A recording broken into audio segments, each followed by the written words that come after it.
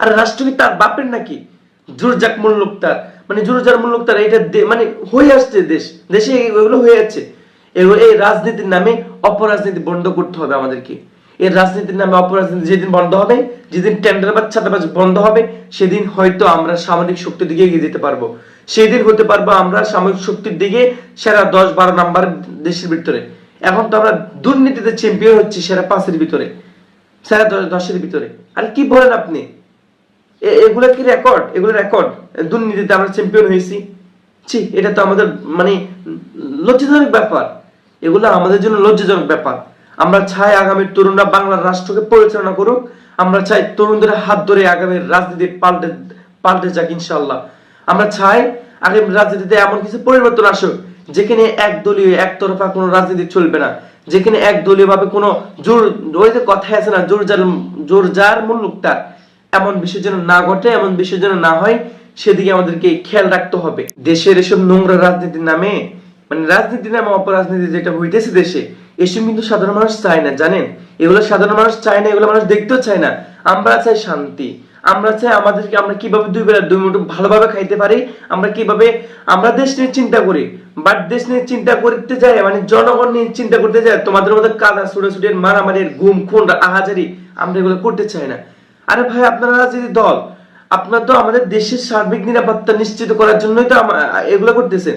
এখন এমন বিষয়টা এমন হয়ে গেল না যে আপনারা আমাদের সেবা করার জন্য আপনারা মারামারি করতেছেন, গুম করতেছেন। আমরা তো দেখতেছি কারা বেশি মারামারি করতেছে। আপনারা এগুলো বন্ধ করেন, আসেন ঐক্যবদ্ধ সমাজ গঠন করেন। আপনারা রাজনীতির দল যারা রয়েছেন, আপনারা এমন নয় যে একদলীয় ভাবে, আরে আমরা দেখেছিলাম খুনি হাসিনার আমলে একদলীয় একতন্ত্র দিয়ে তারা কিভাবে দেশকে অস্থিতিশীল অঙ্গরাজ্যে পরিণত করেছে, কিভাবে তারা আইনাগর বানিয়েছে। আমরা সেগুলো হতে দেব না। আমরা চাই না কেউ একজন একদলীয় ভাবে সেগুলো করুক। আমরা চাই সকল রাজনৈতিক দল, যেমন এই যে প্রধান উপদেষ্টা কোন একটা প্রবলেমে পড়লে বা কোন একটা কারণে কোনো সমস্যা হলে সকল রাজনৈতিক দলকে ঐক্যবদ্ধভাবে ডাকে। এখন আমরা চাই সেরকম একটা কিছু প্রয়োজন, প্রধান উপদেষ্টা মেয়াদ বাড়ানো হোক, অথবা এই সিস্টেমে এমন একটা কিছু সরকার গঠন করা হোক যেখানে সকল রাজনৈতিক দলগুলার মতামত থাকবে এবং সকল রাজনৈতিক দলগুলোর কিছু করার সুযোগ থাকবে। এমন একটা দেশ আমরা চাই। আমরা চাই না কোনো এক দল কোনো একেবারে নির্দলীয় ভাবে, মানে দলীয় ভাবে তারা নিজেদের মতো করে দেশকে চালাক, এমন ভাবে আমরা কোনো কিছু চাই না। আমরা চাই এদেশে এমন ভাবে কিছু করা হোক। আরে ভাই, আমরা কি রাজনীতি নিয়ে আলোচনা করতেছি?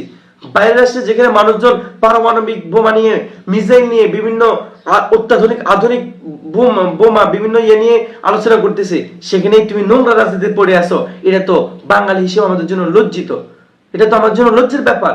আমাদের সার্বিক কোনো, আমাদের সামরিক কোনো শক্তিশালী কোনো অবস্থান নেই। আর যদি কোনো এক রাষ্ট্র আমাদের উপর হামলা করে, প্রতিরক্ষা কোনো কিছু আছে? আমাদের কি হাইপারসোনিক আকাশ ব্যবস্থা আছে? আমাদেরকে কি প্রতিরোধ করার জন্য আরেকটা মিসাইল ছোড়ার মতো একটা মিসাইল আছে? কি আছে আমার দেশে? কি আছে? এগুলো আমাদের ভিতরে প্রশ্ন জাগে এবং আমরা বলি এগুলো তো থাকার কথা ছিল। আমাদের এই যে মেধাবী, এই যে ছাত্ররা, এই যে অনেক মেধাবী, ডক্টর ইউনূসকে 5 আগস্টের আগে কয়েকজনের চিনত? উনি একজন কিন্তু নোবেল প্রাইজ জয় একজন মানুষ। তো উনি তো একজন মেধাবী। তোমার মতো হাসিনা আসবে যাবে, একজন ডক্টর ইউনূস হয়ে জন্মাতে পারবে না। আমরা চাই ডক্টর ইউনূস আপনাকে বসানো হয়েছে রাষ্ট্রের সর্বোচ্চ সংস্কার করার জন্য। এবং আপনি রাষ্ট্রের সর্বোচ্চ সংস্কার করবেন এবং মানুষকে, এই সাধারণ মানুষের কথা শুনবেন এবং তাদের আশা, তাদের আকাঙ্ক্ষা, তাদের ইচ্ছা কি সেটা বোঝার চেষ্টা করবে। আর কে নির্বাচনের কথা বললো, কে কি বললো, সেগুলো তো শোনার টান নেই আপনার। মানুষ যদি আপনি যদি মানুষের কথায় কান দিতেন তাহলে আপনি এই পর্যন্ত আসতে পারতেন না। আপনি যে নোবেল প্রাইজ জয় হয়েছেন, আপনি যদি 5 লোকে 5 লোক কত কথা বলবে, অনেক দল এমন বলবে আপনি যদি নির্বাচন ডিসেম্বরের ভিতরে না দেন আপনার পদত্যাগ করতে হবে, আপনাকে কি করতে হবে। আর রাষ্ট্র কি তার বাপের নাকি? জোরজাক মুল্লুকতার, মানে জোরজার মুল্লুকতার, এটা মানে হয়ে আসছে দেশে এগুলো হয়ে যাচ্ছে। এই রাজনীতির নামে অপরাজনীতি বন্ধ করতে হবে আমাদেরকে। এই রাজনীতির নামে অপরাজনীতি যেদিন বন্ধ হবে, যেদিন টেন্ডারবাজ ছাতাবাজ বন্ধ হবে, সেদিন হয়তো আমরা সামরিক শক্তির দিকে এগিয়ে যেতে পারবো। সেদিন হতে পারবো আমরা সামরিক শক্তির দিকে সেরা 10-12 নাম্বার দেশের ভিতরে। এখন তো আমরা দুর্নীতিতে চ্যাম্পিয়ন হচ্ছি সেরা 5-এর ভিতরে, সেরা 10-এর ভিতরে। আর কি বলেন আপনি? এগুলো কি রেকর্ড? এগুলো রেকর্ড, দুর্নীতিতে আমরা চ্যাম্পিয়ন হয়েছি। এটা তো আমাদের মানে লজ্জাজনক ব্যাপার। এগুলো আমাদের জন্য লজ্জাজনক ব্যাপার। আমরা চাই আগামী তরুণরা বাংলার রাষ্ট্রকে পরিচালনা করুক। আমরা চাই তরুণদের হাত ধরে আগামী রাজনীতি পাল্টে যাক ইনশাআল্লাহ। আমরা চাই আগামী রাজনীতিতে এমন কিছু পরিবর্তন আসুক যেখানে একদলীয় একতরফা কোনো রাজনীতি চলবে না, যেখানে একদলীয় ভাবে কোনো জোর, ওই যে কথাই আছে না, জোর যার মুল্লুক তার, এমন বিষয় যেন না ঘটে, এমন বিষয় যেন না হয়, সেদিকে আমাদেরকে খেয়াল রাখতে হবে। এবং এগুলো হচ্ছে বিবেচনা করতে হবে আমাদেরকে। রাষ্ট্রের জন্য এমন কিছু করতে হবে, নেতা হও এমন যে তুমি রাষ্ট্রের জন্য করবা, মানুষ তোমার পাশে থাকবে। তুমি এমন নেতা হইও না যে 5 আগস্টের সময় তোমাকে পালাতে বাধ্য করবে জনগণ। তুমি এমন নেতা হইও না যে তুমি শাসক হইও, তুমি শোষক হইও না। এক কথাই স্পষ্ট, তুমি শাসক হইও, তুমি শোষক হইও না। যদি তুমি শোষক হও তাহলে 5 আগস্টের দিনের মতো তোমাকে হাসিনার মতো পালাতে এদেশের জনগণ বাধ্য করবে। এটাই হচ্ছে আমাদের কথা, এটাই হচ্ছে আমাদের আকাঙ্ক্ষা, যে এমন একজন নেতা চাই যার হাত ধরে পুরো দেশের রাজনীতি পাল্টে যাবে, যার হাত ধরে পুরো দেশের চিত্র পাল্টে যাবে। এমন কোন নেতা চাই না যে সিলেটের পাথর চুরি করবে, এমন কোন নেতা চাই না যে রাতের আধারে, দিনের ভোট রাতের আধারে করবে এবং মানুষকে জিম্মি করবে, মানুষের ভাতের অধিকার, ভোটের অধিকার কেড়ে নেবে।